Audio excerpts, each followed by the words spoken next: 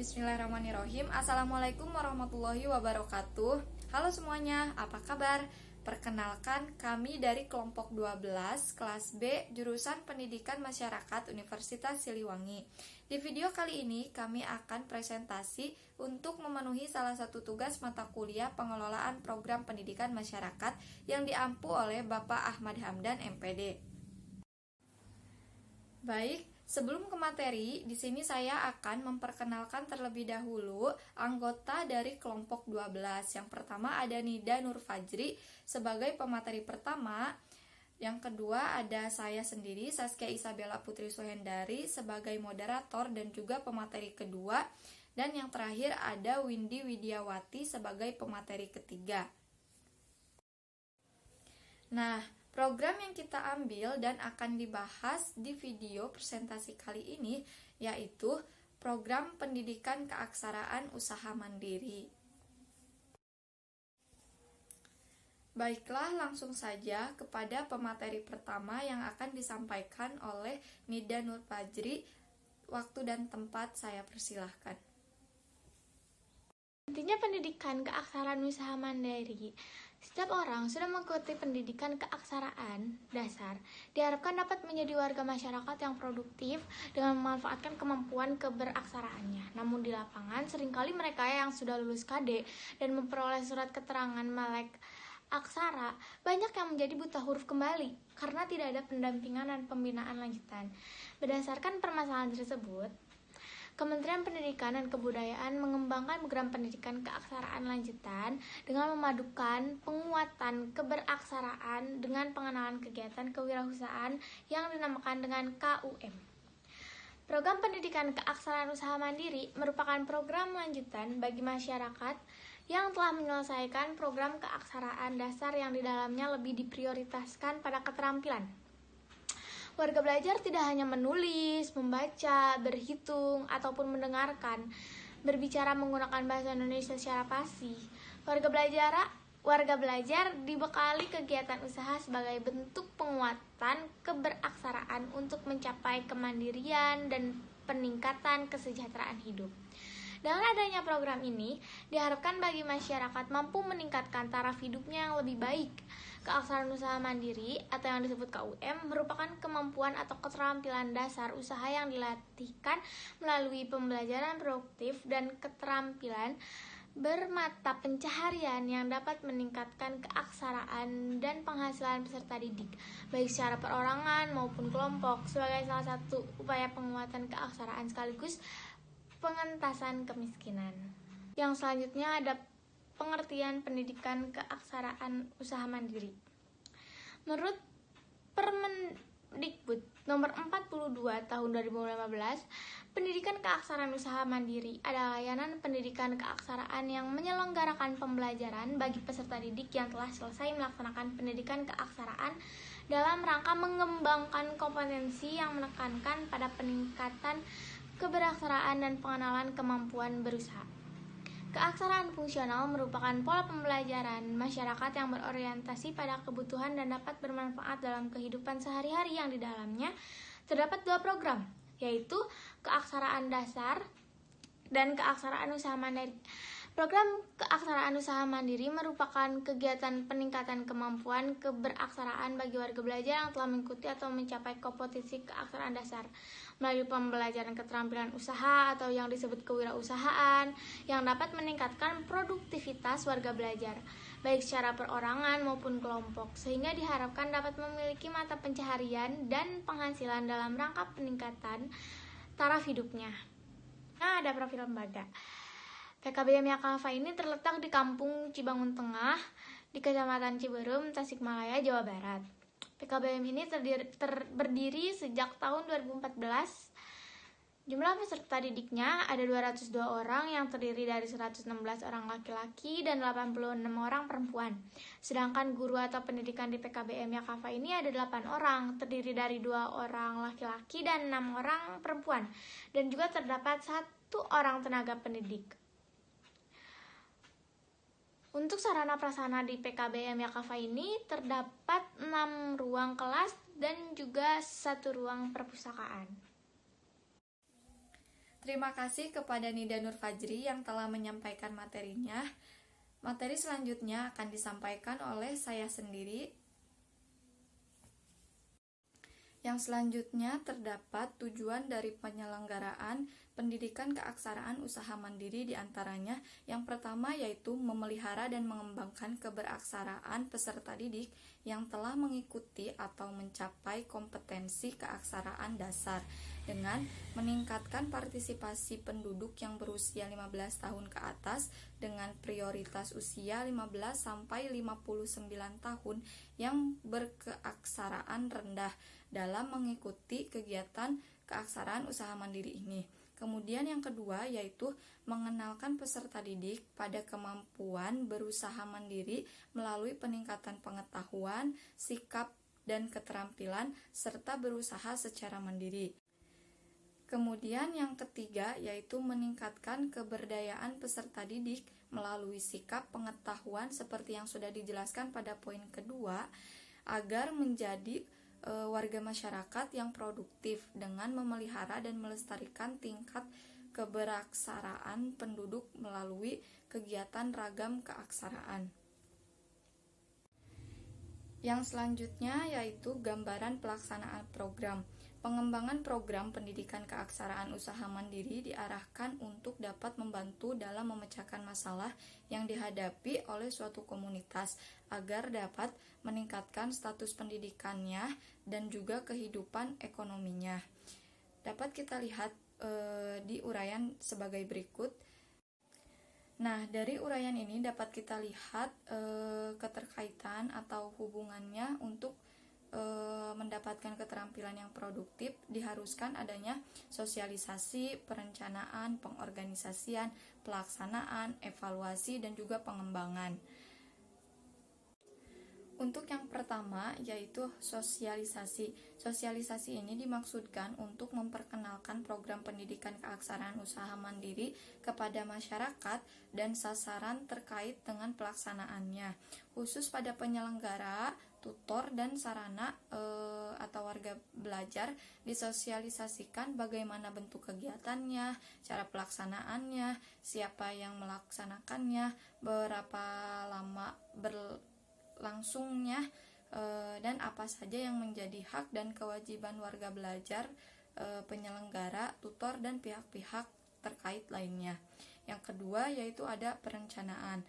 Perencanaan pengembangan program keaksaraan usaha mandiri ini dilakukan dengan maksud agar apa yang direncanakan sesuai dengan hasil analisis masalah dan kebutuhan yang akan dicapai.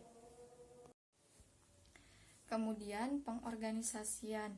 Pengorganisasian ini dilakukan agar setiap pelaksana dapat mengetahui tugas dan tanggung jawabnya masing-masing dalam sebuah perencanaan agar tercapainya suatu tujuan.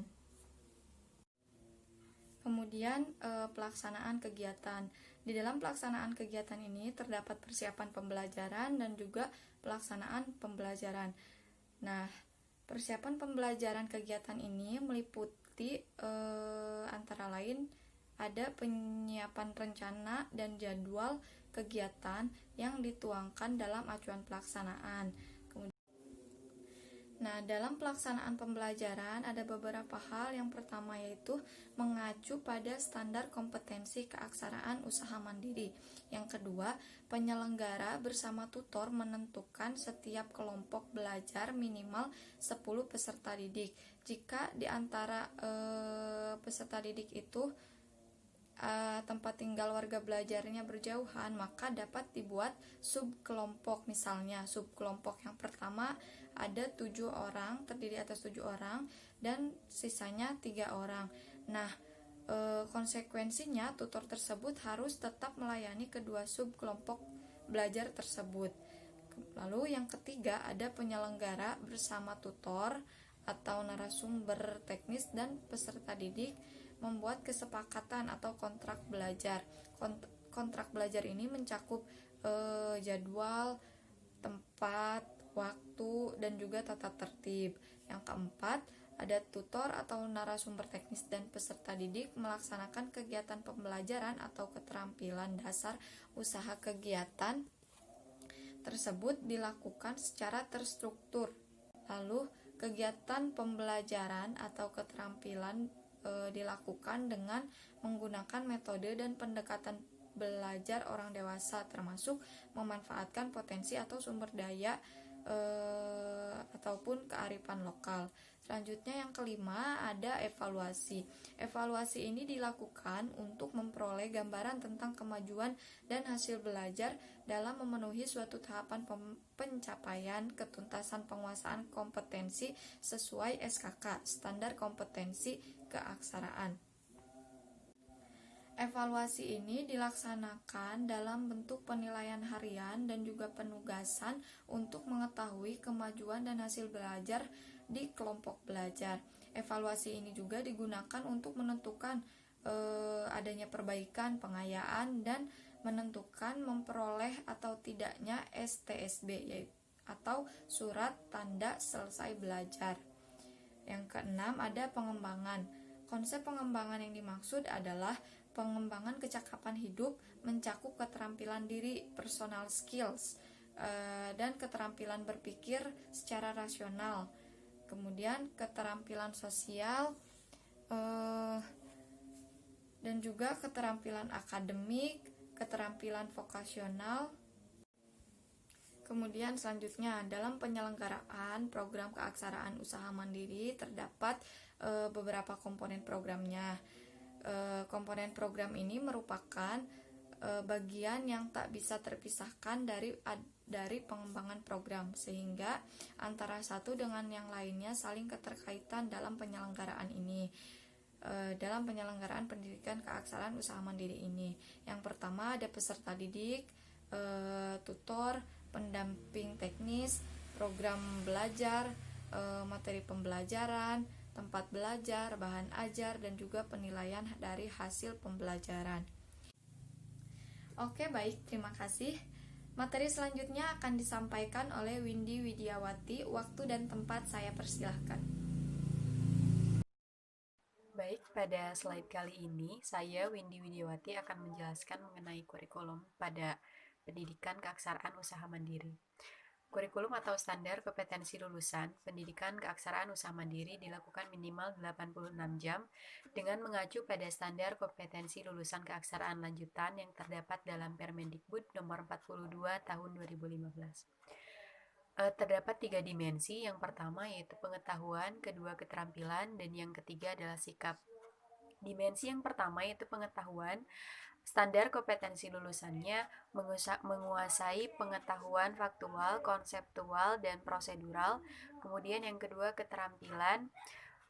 Standar kompetensi lulusannya yaitu mampu menggunakan bahasa Indonesia dan keterampilan berhitung secara efektif. Dan yang terakhir adalah dimensi sikap.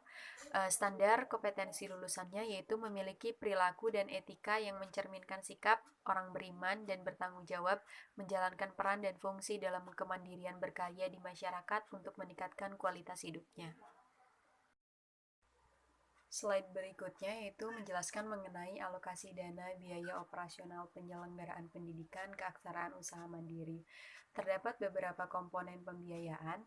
Yang pertama, identifikasi calon peserta didik, yaitu proporsi biaya sebesar 5%, kemudian ATK peserta didik dan penyelenggaraan, proporsi biayanya 7%, kemudian pembelajaran dan pelatihan keterampilan, proporsi biayanya 35%, kemudian penyelenggaraan program 10%, transportasi tutor, pelatih 40%, dan yang terakhir penilaian pembelajaran sebesar 3%. Jika di total dana dalam jumlah rupiah menjadi Rp4.600.000. Slide berikutnya itu mengenai bantuan operasional penyelenggaraan pendidikan keaksaraan usaha mandiri. Yang pertama yaitu sumber bantuan. Pengelolaan dana diserahkan sepenuhnya kepada pengelola. Sumber dana berasal dari pemerintah pusat atau APBN, pemerintah daerah atau APBD, masyarakat dan donatur dari dalam maupun luar negeri yang sifatnya tidak mengikat. Kemudian bentuk dan rincian alokasi penggunaan dana. Alokasi dana biaya operasional penyelenggaraan pendidikan keaksaraan usaha mandiri sebesar Rp460.000 per peserta didik. Yang terakhir adalah supervisi dan pengawasan.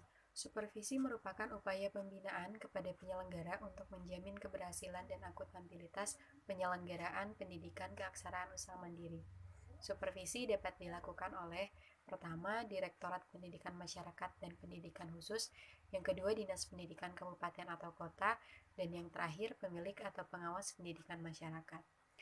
Kemudian pengawasan. Pengawasan adalah proses pengamatan dari pelaksanaan seluruh kegiatan organisasi untuk menjamin agar semua pekerjaan yang sedang dilakukan berjalan sesuai dengan rencana yang. Terima kasih kepada semua pemateri yang telah menyampaikan materinya, dan juga terima kasih kepada teman-teman yang sudah menonton video ini. Mudah-mudahan bermanfaat dan mohon maaf apabila masih banyak kesalahan. Akhirul kalam, wassalamualaikum warahmatullahi wabarakatuh.